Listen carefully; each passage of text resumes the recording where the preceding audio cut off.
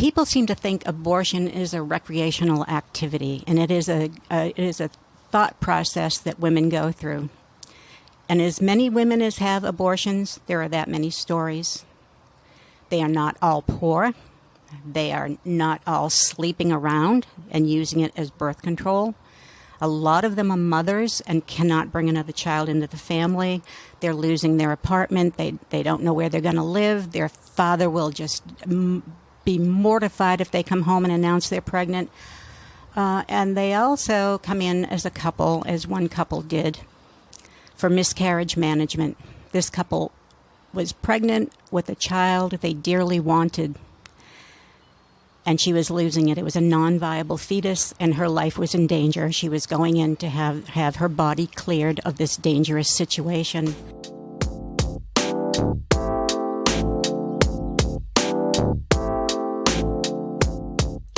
This is Diary of a Nation. I'm your host, Christina Zlotnick. My podcast explores the human experience. New Hampshire activists Eileen and Bob have been married over 50 years. They share many of the same values, and together they serve as clinic escorts, volunteering to act as a safe barrier between patients and protesters. Eileen, your activism began decades ago when you were actually protesting against the right to access an abortion. How did that come about? When we lived in San Diego in the early 70s, we became very active in our Catholic church, and it stuck. We were very active in visiting nursing homes as Eucharistic ministers, reading from the pulpit during Mass, teaching religious education to high schoolers. And in the early 80s, we were transferred to New Hampshire, and we stayed active in the church. And one of the activities during Lent one year was to protest the abortion center that was nearby. We met at a Catholic church, had a service, and then we all formed a parade and marched down the main street holding signs, "Pray to End Abortion."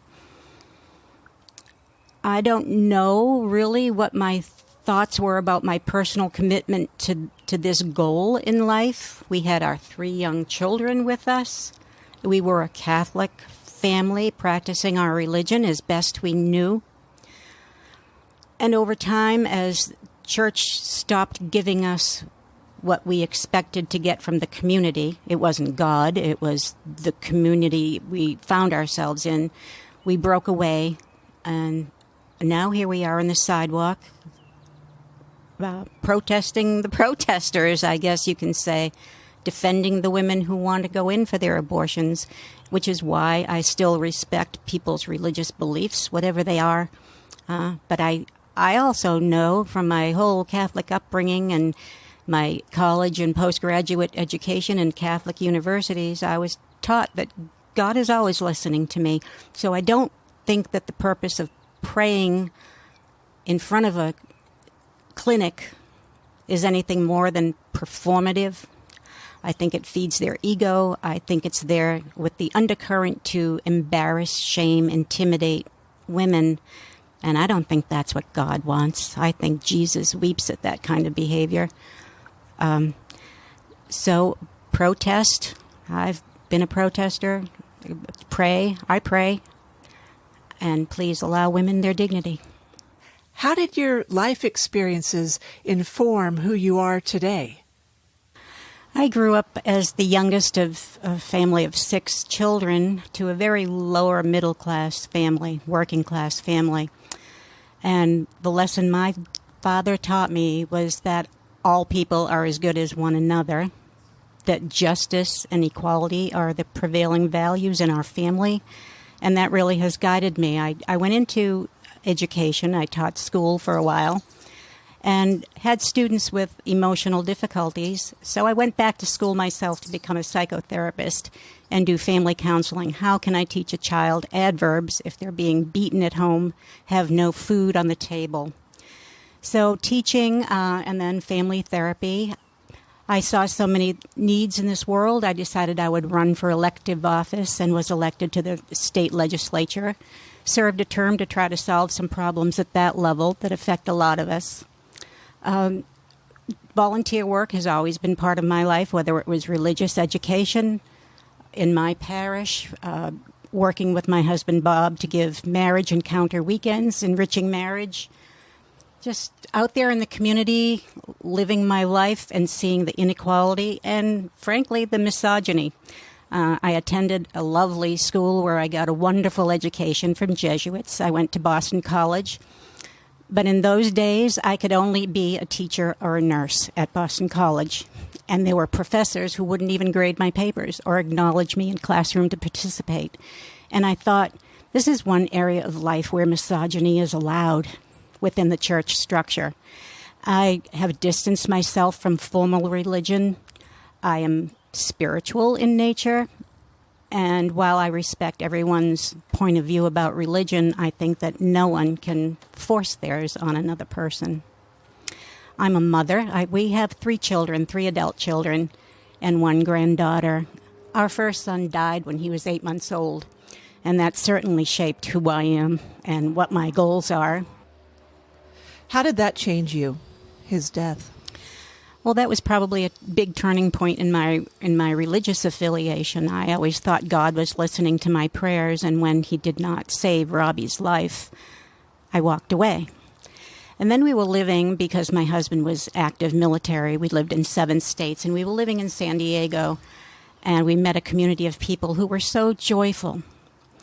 And we thought, what they have in common is the church they belong to, and it was a Catholic church, and we went back, and we became very active in our faith again. And I learned that although I thought God had closed his eyes and heart to me, he was really waiting for me to come back, and we became Eucharistic ministers and very active in our church community.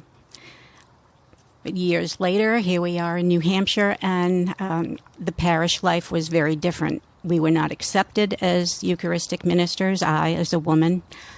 Our children were treated unkindly by the priest in our parish. And one day when we'd all march off to church every morning, our teenage son said, "I'm not going." And I thought I was going to outwit him by saying, "Well, if you're not going, none of us are going." And we all sat at home that Sunday, and it became our routine to not go to Mass any longer. So I don't miss it. I find other ways to be enriched, and I see God working in many ways. So my experiences have brought me to this point in life where I think equality and justice, just like my dad told me, are the things that motivate me now. Bob, could you tell me about your background and what led you to the work that you do today as a volunteer? Well, my background began in Massachusetts, in Boston, as a matter of fact. And my family and my grandparents and great-grandparents were all immigrants from Ireland and Germany. And so I had this kind of background. We lived in South Boston and grew up a little bit there. And later on, we moved out to the suburbs and got to experience whole different kind of way of living and so forth. And then eventually I moved to a town where halfway through my junior year of high school, I got uprooted, and we moved to a town where Eileen lived, and that's where I met her. And a cousin of mine introduced us. It wasn't until when she was in college and I had joined the Marines, and then coming home on leave and meeting her again and so forth. That just kind of sparked a love relationship with us that's lasted, 51 years. And we did a lot of things as a couple together, like she was saying, and, teaching engaged couples all our secrets, which there's no real secret. It's just as respect and honoring. And so there's this whole aspect of, marriage, and marriage produces children if you're lucky, And we were very fortunate to have the children that we have. But I think somehow they've taught me more than I've ever taught them. And they've taught me that people are different. They have different experiences. I spent 22 years in the Marines, and you get to think a certain way and act a certain way and have certain expectations. And some of those expectations are good, and respect, fidelity, helping each other out, don't leave anybody behind. All these things were great things, but then, I became, as we moved on, I started working as a family therapist, and I got to experience more diversity than I could have dreamt possible when I was in the Marines. It was just amazing, the kind of people you meet and what they're like and so forth. So from there, I worked as a family therapist until one day on Valentine's Day, my wife called me in and she fired me. What did you do wrong, Bob? I didn't do anything bad. It was one of these times with the state and the state budget. Things expand, things collapse, and one of the things that collapsed was that I worked a lot with children in need of services and children involved with the court. So some of those services have gone away, and the state has certainly taken a big step backwards since those days. So I went on and I found another job, and I worked for the state, and I ended up regulating the federal regulations for health care in the state, which is kind of a unique perspective because we'll probably get a little bit at that later on in the interview here.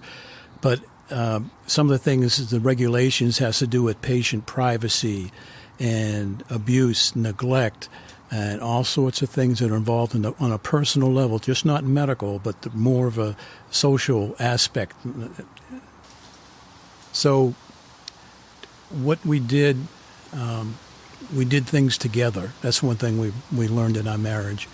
And one of those things that we did together is becoming activists.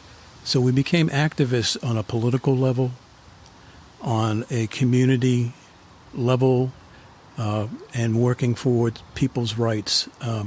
One thing that Eileen has is he has this very tender spot for justice, and when she sees injustice, I would probably just say, well, that's just the way it is. She just never says that. Just the way it is. We have to do something about it, and I've got to see those things.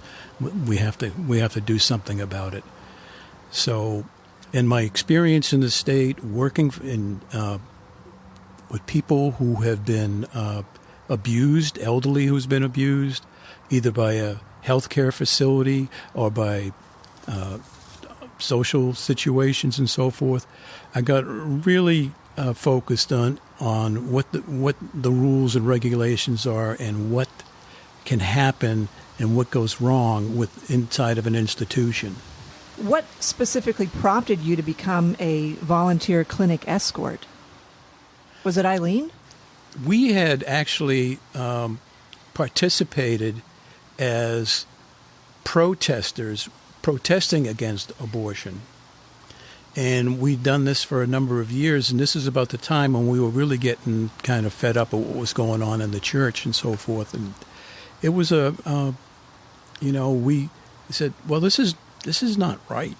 We looked at, Roe v. Wade and what's it about. We looked at what was going on in the community. So we started, it was a call one day. Someone called us, and for the life of me, I don't even know who called us. But Eileen responded, yes, we'll go down and help out. And that's what we did. And there were all kinds of people who were trying to kind of trespass on the property of the healthcare facility that we were at. And so I'm saying, is my experience working with healthcare regulations, this is crazy. It's absolutely crazy. Would you go to a hospital, a major hospital in New Hampshire, and expect to have to walk through protesters? No. I don't think anybody would expect that. Would you expect to have your picture taken? That's what happens. You're in a public way. They can take your picture. They can also take pictures of your license, your registration of your automobile. So there's a lot of things that just is not right. It's just not normal everyday activity to have these going. If a woman's going for health care, she's going to have to go through a crowd to get there. It's already a fraught decision. It's already difficult before she even gets there. Right. Yeah, and to add to that, if there are people yelling from the street, I can just imagine what the collective blood pressure is in the waiting room. It's going up. The level of stress. Yeah. So, Eileen, would you like to answer that question? What got you started? One day, a friend called me, and she knew someone who worked as a professional inside the healthcare center, and she said, they have people blocking access. The patients are not getting in without going through a hassle out there. Can you go help? And as Bob said, yeah, we did. We showed up, and we guided them through. That only lasted a few weeks, and the protesters went away. So for a while, we did not volunteer at the health center as escorts, but all in all, we've been there for over 10 years as the need arises. About 2.5 years ago, we got a call again that a new group of protesters had shown up, and they were extremely loud, harassing, shaming, inhibiting, blocking, just making life miserable for the women going in. So we've been there every Friday for the last 2.5 years without fail. And it's usually about a 5-hour duty standing on the sidewalk.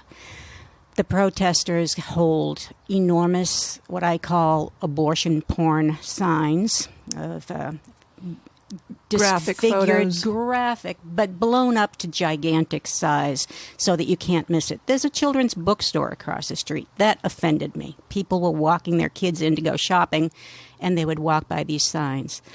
The male protesters wore body cameras. They were only 2 or 3 feet away from us, and they were photographing the women going in for very private health care.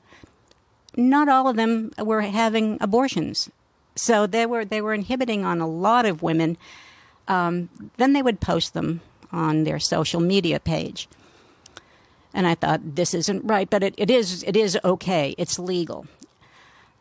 I come from this really broad perspective. I've been a protester, a demonstrator, a marcher for social justice issues for over 50 years, so I understand the right to protest, and I respect it.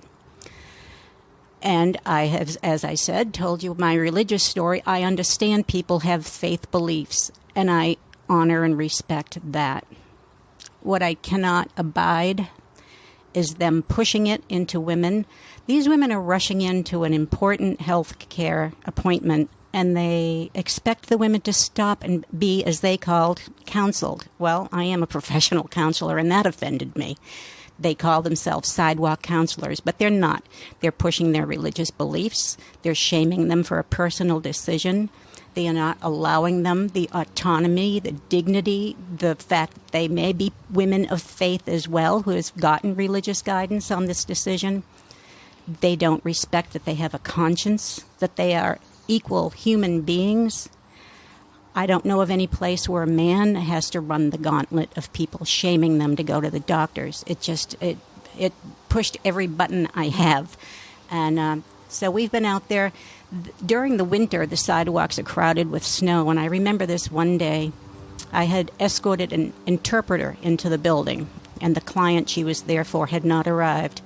And the snow had pushed us to within literally a foot or two of the protesters. It was also during the pandemic, and they never wore a mask, so that was a huge risk to me with my state of health and age. Then the woman, who was a non-English speaking immigrant, started coming down the sidewalk, and I went to greet her. She didn't understand anything I was explaining, and she could not talk to me. We approached, and the men were yelling, leaning in, holding their signs. She looked at me with the most terrified look in her eye. And I put my arm around her to guide her in, and she was shaking. She was just terrified. And I don't know how we can allow this to happen in this country, even with the right to protest. New Hampshire in 2014 enacted a 25-foot buffer law, which means the protesters should not be there, but it has never been enacted. Enforced? It has never been put into effect. It's not mandatory. It can be employed or not, but it has never been enforced because Massachusetts had a buffer zone that was mandatory for all the state, and they were constitutionally challenged. Okay. So New Hampshire has got it on hold. It's sitting. They tried to repeal it this year. I testified against it. I said it's at this point a safety net because of the situation, like I just described. I mean, it's against the FACE Act, the Freedom of Access to Clinic Entrances. Since Yes, 1994, Clinton a federal law forth. enacted by President Bill Clinton. You cannot inhibit, terrorize, stop, impede the progress of a patient, a staff member, or a volunteer into an abortion clinic. That is not even enforced anymore. I mean, when we call for local police support, it depends on their personal perspective on abortion. Some of them are very helpful to us. Other ones just say, okay, you stand here and you stand here. Everything's fine. We've had escorts assaulted with a lot of pushing and shoving because they want to get close. They want to get up close. They stand at the base of the stairway. The clinic where we escort is on the city sidewalk on Main Street. Some policemen will not enforce any kind of distancing. The code enforcement people were wonderful. They came down when we called because the protesters had a beach umbrella, 2 display tables, a doggy bed and doggy bowls, all their paraphernalia and signs, and a group of anywhere from 10 to 12 to 15 protesters standing within inches now. They also had sandwich board signs on the sidewalk. And the only way we could get action is to say, there's no room on the sidewalk for a wheelchair to go by. So they came down and cleared out the encampment, and that was a big step forward for us to be able to have some breathing space. And so that's how we started, and I am there. I think there are a few things in life that you make your stand for, and mine is to have women have the right to access legal, safe health care. They're never going to stop abortion. They can pray, they can protest, but they cannot physically or in spirit stop a woman from going in by terrorizing her. And I will be the buffer. I am the buffer zone. The escorts, that some of us are called defenders, we are the buffer zone. If there is not going to be a legal parameter around the building, then it will be us. I will be between the patients and the protesters. The ironic thing is we are there for their safety as well. We've had to intercede to keep them safe when male partners or even the patients themselves get so irate that they want to be physically confrontational. So it is a job of just providing for the right to protest, the right to your religious belief, and the right to access and to keep it safe for the community. Are there other personal stories that help illustrate the issue? Another one, people seem to think abortion is a recreational activity, and it is a thought process that women go through. And as many women as have abortions, there are that many stories. They are not all poor. They are not all sleeping around and using it as birth control. A lot of them are mothers and cannot bring another child into the family. They're losing their apartment. They don't know where they're going to live. Their father will just be mortified if they come home and announce they're pregnant. And they also come in as a couple, as one couple did, for miscarriage management. This couple was pregnant with a child they dearly wanted, and she was losing it. It was a non-viable fetus, and her life was in danger. She was going in to have her body cleared of this dangerous situation. And the protesters were yelling at them, "Do not kill your baby. You are going to leave here as the mother of a dead baby. Mister, you should be protecting your child. Tell her no." That couple had to spend an extra hour inside being consoled before they could do a medical procedure. They were heartbroken to come in, and they were being judged and shamed. And the name calling is unbelievable. We are called murderers all the time. We're told we have blood on our hands, that we're going to hell, that we are actively killing children, that we hate babies. The madness takes over sometimes, and it's a struggle to maintain my own dignity and to also not let them have those airwaves. We used to not engage with them and be pretty much silent and just escort the women by them. We found that was not as effective as talking back to them, not while the patients were out there, but once they were in, we would go in and challenge them on their behavior and remind them it's none of their business, basically. You come down to this simple thing that it's none of your business. One more question for you, Eileen, and then we'll ask your experience outside the clinic, Bob. Has it taken an emotional toll on you, or are you fairly able to compartmentalize your life?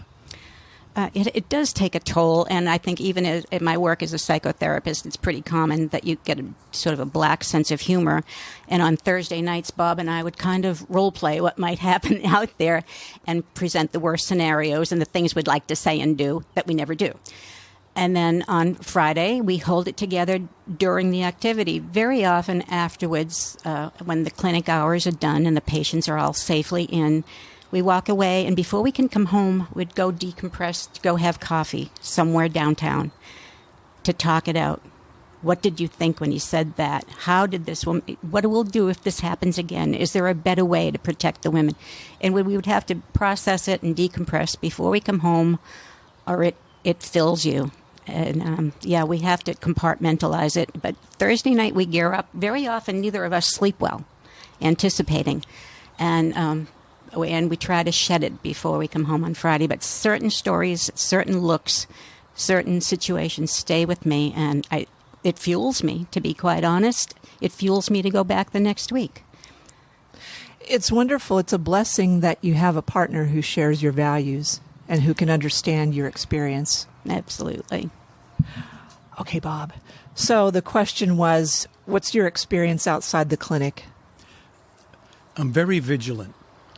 I am constantly looking for somebody, because we have a lot of people walking up and down the street, somebody who could potentially be assaultive. Not just the protesters, but somebody who just has an anti-abortion type of view and wants to carry it out against somebody who believes that a woman has the right to choose.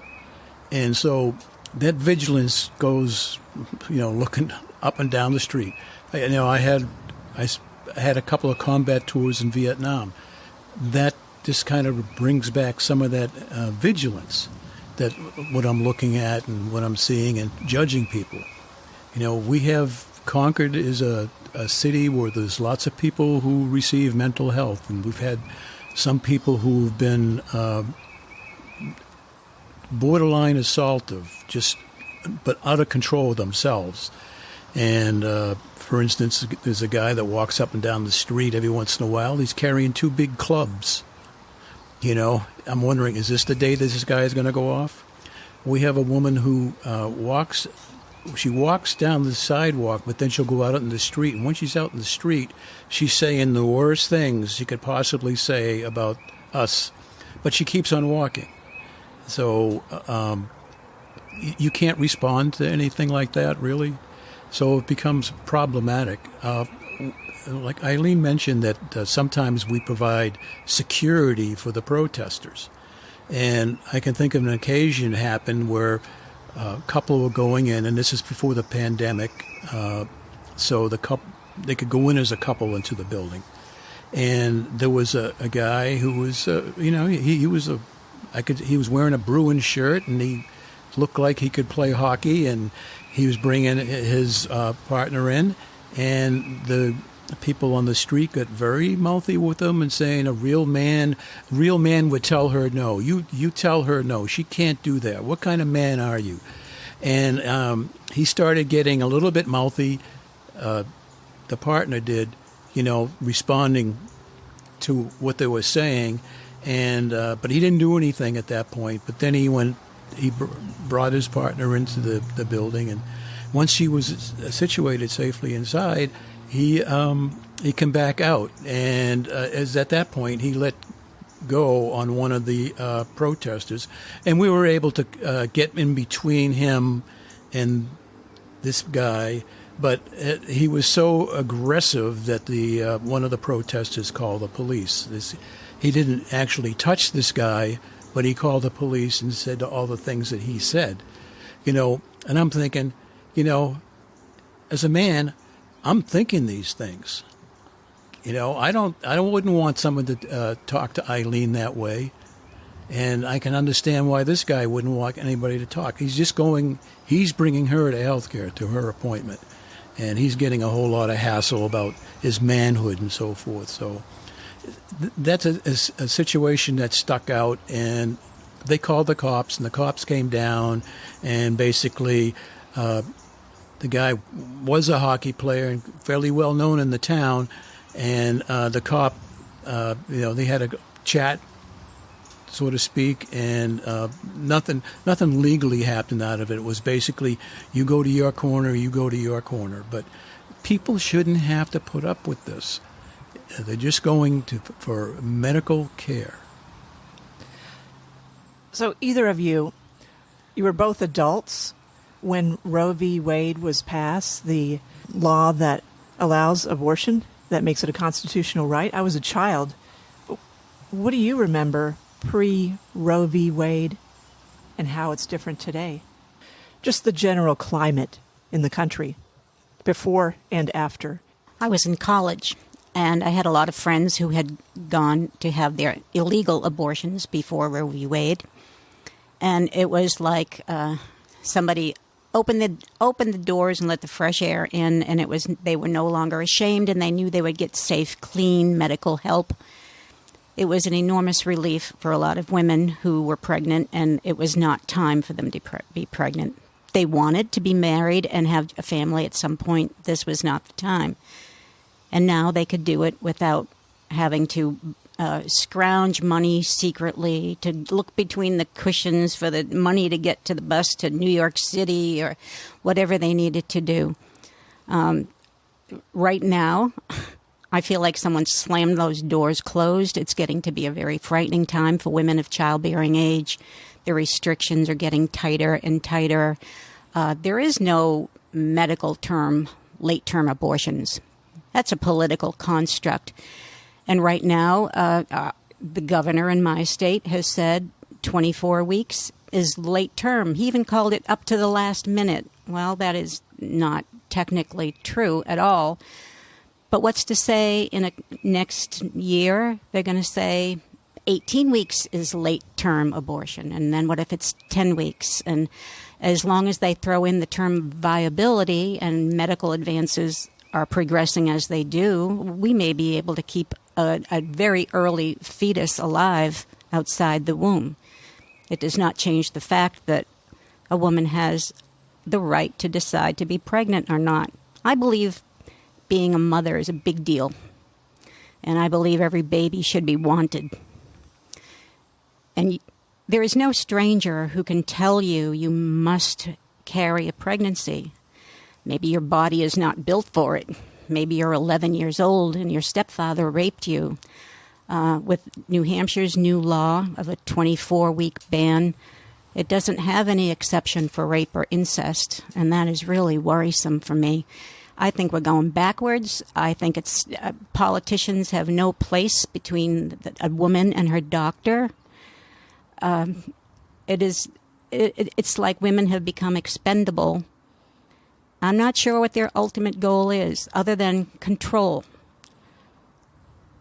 I wonder if they're afraid if women had as much power as men do, if we would treat them the way they treat us. So those are the things that run through my mind right now.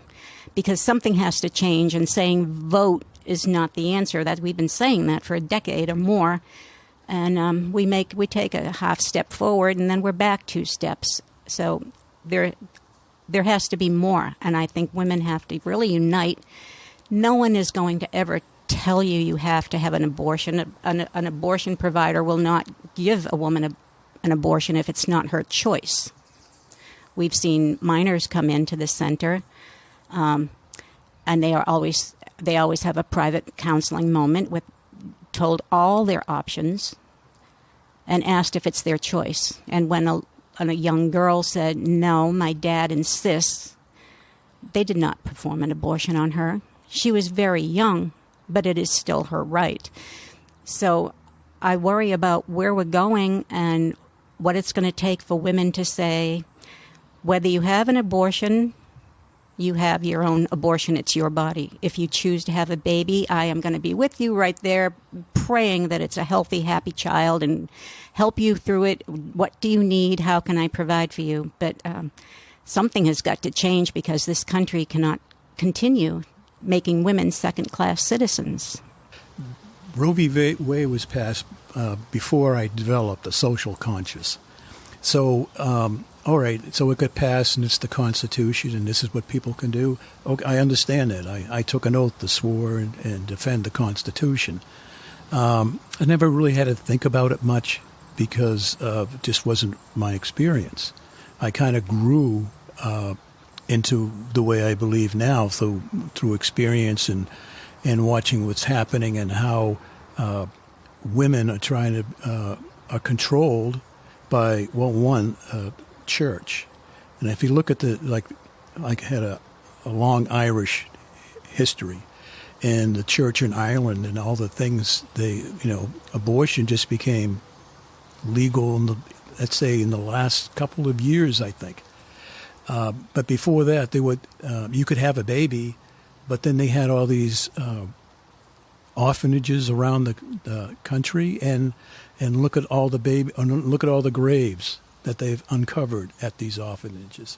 So when a religious doctrine or religious people get to be in charge of things go haywire, because the power is absolute, and they're absolutely right in their own thinking, and there's no room for any other viewpoint. Religious leaders in this country, though, don't even agree on when life begins. I mean, certainly the Catholic Church will say that it begins at conception, which really brings us to the crux of the argument.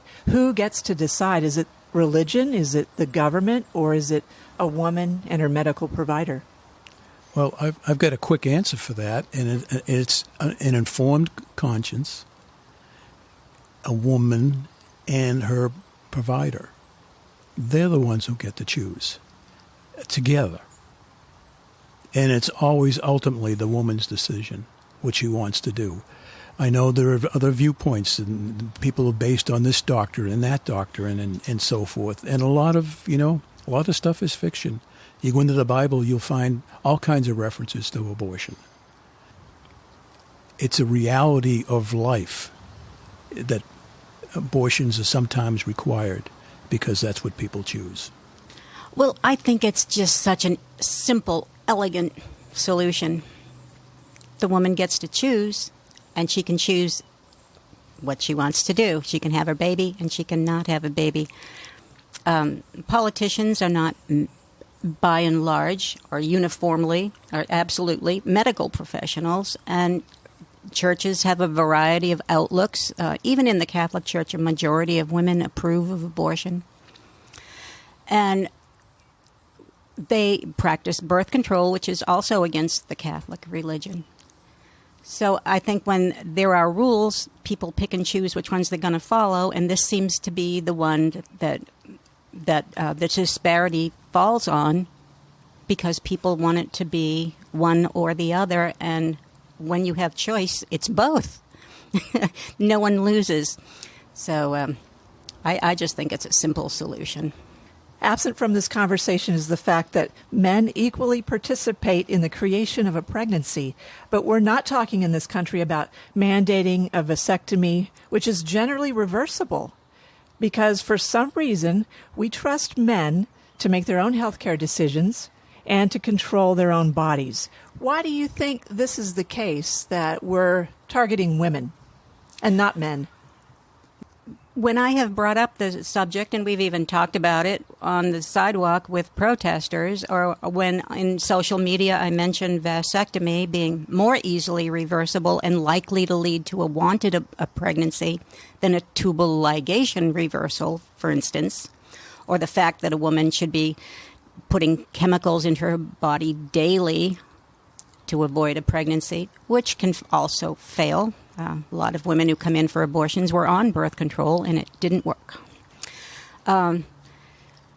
We don't talk about men's responsibility because men make the rules, and women should follow them. And some women seem to not fall into that category, and so it's become a tussle. We're speaking up, we're fighting back, and we're having opinions that are based in science. Yeah, one of the things that just amazes me in this argument is that, women can't make a medical decision. But something? Women live longer than men. Married men live longer than single men.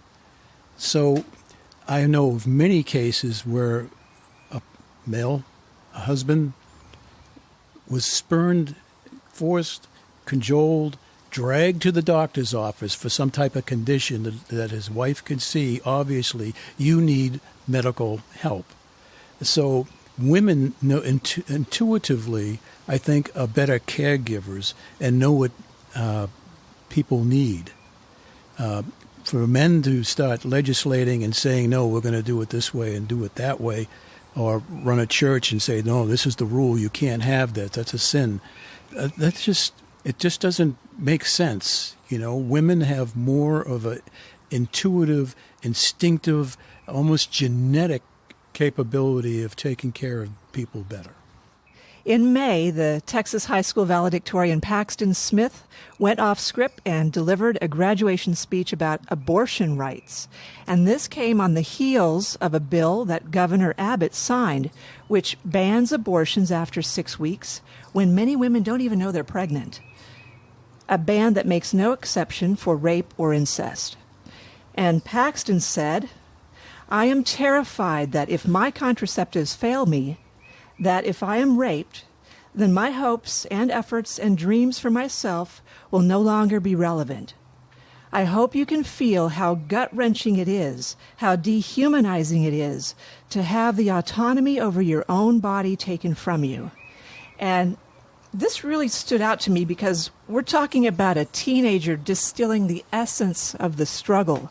And I can't help but think that we women are a wedge issue, much in the same way that the LGBTQ movement is. More or less a way to dehumanize us and to score conservative votes. And this bill that the governor signed into law also effectively deputizes regular people to enforce the ban by allowing them to sue people in Texas, like yourself, a volunteer escort, among others. What's your reaction to that development? Well, first of all, Paxton, I love you. You give me hope. And I think every person from now on who is asked any question ever about anything should start off by saying women should have bodily autonomy and then go on with whatever conversation they wanted to have initially. The fact that people could become vigilantes, to turn in people who are committing no crime. I don't want my friends and neighbors and community members to be a vigilante watching my actions. As an escort, I'm not kidnapping women to have abortions. I am not stopping people from protesting. A law like that in Texas is going to erupt. And I think it'll have horrible consequences that we don't even consider right now. There'll be blowback from everybody. The Texas law, every day you watch the news and you see the most horrendous things happen on the news. Mass shootings, police murdering, disasters happening, all this stuff. And, then I hear somebody say, well, we're better than that. And I have to say, no, we're not. We are not better than that. And I remember the song by John Mellencamp, Ain't That America? Well, it is. That is America right now. You're developing a vigilante society. You want to deputize the citizens of Texas to go around snooping on one another? Or was Were they going to start looking at your sanitary products when you throw them out? Go through that? It's insane that small-minded, bigoted people, and I call them bigoted because they're bigoted towards women, and they're just, it empowers them. You give them the law. They like following laws. You give them a law that damages and hurts people. You're going to sue them for somebody wanting medical care. It's just, it's insane, but ain't that America? The Supreme Court plans to hear a Mississippi abortion case this fall, which is one of the most direct challenges to the Roe v. Wade ruling. Where do you see the future of abortion care heading? It's going to be a very difficult next year and a half or so. But I think in the end, I'm hoping, and it's, I'm an optimist, and I'm hoping that women will maintain the right to have abortions and be able to choose. And I'm also hoping that states will smart, they're under the trance. They're under a trance of absolute power, religious doctrine, and former presidents. They're just under the trance. And hopefully they'll snap out of it somewhere along the line when it gets personal to them. When they have a wife or a daughter and is going to have to carry a non-viable fetus to the end, and maybe it will kill her. But the law says you cannot do that. Well, you cannot have an abortion. Well, it's just crazy when you start dictating statutory law with good, sound medical practice. So I think we're in for a rough year and a half or so, but I think things will eventually straighten out. Women will still have abortions. They might not have it on Main Street, but they'll still have them. My friends who escort at the Pink House, the last abortion center in Mississippi, are extremely worried. They never thought it would come to this, and here we are. They talk, too, about having states around them with no abortion facilities. So they're the last hope. In New England, we are a small state, and we can travel state to state in a matter of an hour or so. And there are states surrounding us that have enhanced protections. We also are a rich state, and we know rich people will always be able to have their abortions, even if they have to hop on their private jet and fly to Europe to get them. I'm wondering if abortifacients, the medical abortion pills, will be allowed to be dispensed for home use. I think there will be a way around this, but we are in a war, and I think we have to unite to fight. It's extremism. It's not even rational at this point. It's gone to extremism, and it's endangering a lot of people. There's no shortage of babies. When the protesters tell us, well, she just has to put it up for adoption, and I think, do they know what that could do to a woman to carry and give their child away? Will that child be adopted? Have you ever been into a foster home? We have, as home-based family therapists. Not all of them are bad, certainly not. It's not an easy life. One of the people on the sidewalk talks all the time about having grown up in a series of foster homes. There are children to be adopted. We don't need to flood orphanages with more babies. So I think the future of abortion will be maintained at some level, somehow, whether it's legal or illegal, but it's never going to go away. Do we value women's lives enough to protect them during that procedure? I think a useful place to start is to advocate for policies that reduce abortion. Some of this hard work that we need to do, I think, is making health care more accessible, investing in our children, reducing poverty, not standing on the street corner at the 11th hour shaming women. Absolutely. And where is the money being invested in those efforts? If reducing the number of abortions is the goal, we know many routes to get there. When people say no one likes abortion, I say, well, I've met people who do. I've talked to a lot of women who have had abortions. A small minority, a tiny minority, have regretted the abortion. All of them regretted the pregnancy. When people say we want as few as possible, I just say we need as many as we need. And if the country's actual passion is to reduce the number of abortions, then let's make it possible for a woman to have a living wage while she's raising children, probably as the only adult in the house. Let's make it possible for fathers to have time off to take care of their kids.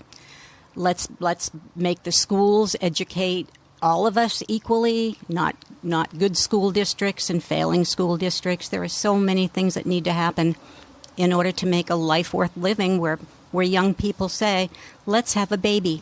I have so many friends in their 30s and 40s who said, I would never bring a child into this world. Our 2 daughters are not going to be mothers by choice. There is no part of my grandmother spirit that says, yes, you really should. I cannot imagine being a young woman in this world today.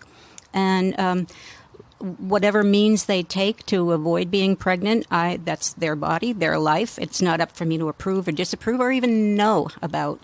And the reason women have abortions, you'll never know, because guess what? It's not your business.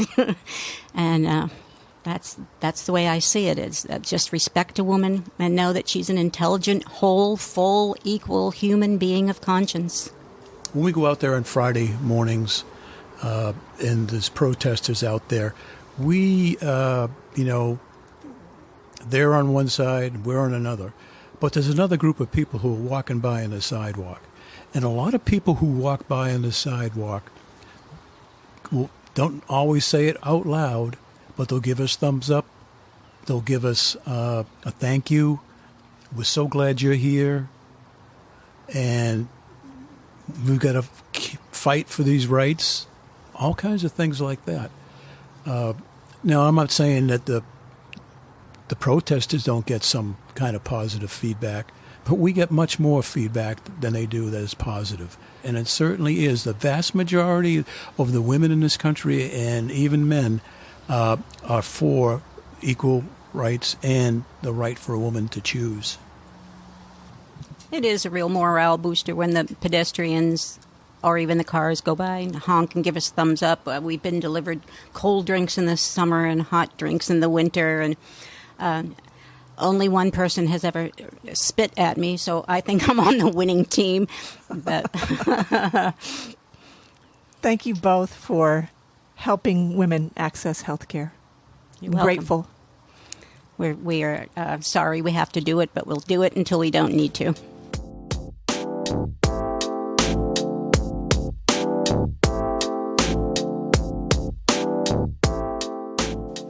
Would you be willing to help me attract new listeners? Rating and reviewing my show through Apple Podcasts helps people discover the podcast. Telling your friends to listen and sharing this episode on your social media channels also helps. Please and thank you. If you have a story you'd like to share, or if you know an interesting person I should contact, message me on social media. Or drop me a line at diaryofanation@gmail.com. Find Diary of a Nation through your favorite podcast app. Follow me on Facebook, Instagram, and Twitter at Diary of a Nation.